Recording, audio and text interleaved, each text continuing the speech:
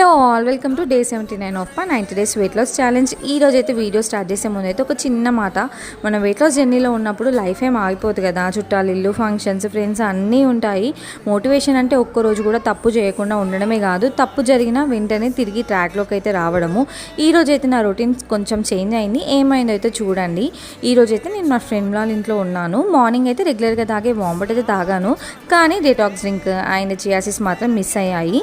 బ్రేక్ఫాస్ట్కి అయితే ఈరోజు ఇంట్లో అందరికీ దోశ వేసింది. సో నేనైతే ఎగ్ కారం దోశ చేసుకున్నాను. ప్రోటీన్ కోసం ఎగ్ యాడ్ చేసుకున్నాను. చాలా టేస్టీగా ఉంటుంది ఎగ్ దోశ.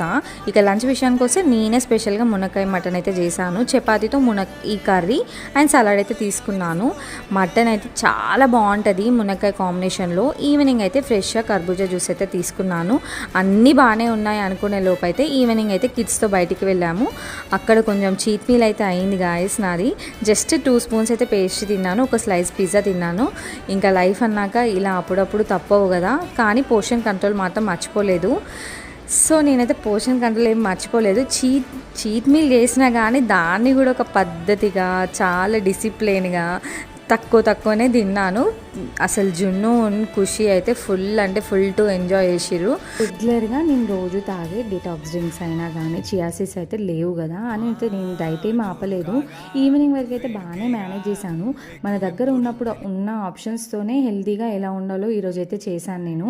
ఇంక ఈవినింగ్ అయితే కిడ్స్తో బయటికి వెళ్ళినప్పుడు అయితే ఆ పిజ్జా స్మెల్ కిడ్స్ తింటుంటే నేను కూడా రెసిస్ట్ చేయలేకపోయినా.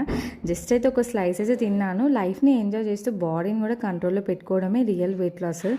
అండ్ మీరు ఎప్పుడైనా మునక్కాయ అండ్ మటన్ కాంబినేషన్ ట్రై చేశారా? చాలా రేర్ కాంబినేషన్, కానీ టేస్ట్ మాత్రం నెక్స్ట్ లెవెల్ ఉంటుంది. చపాతీ తినేటప్పుడు ఎక్కువ కర్రీ వేసుకొని అయితే తిన్నాను. రైస్కి దూరంగా అయితే ఉన్నాను. సో అంతే. ఈ వీడియో నచ్చితే మాత్రం please like, share and subscribe. Bye guys.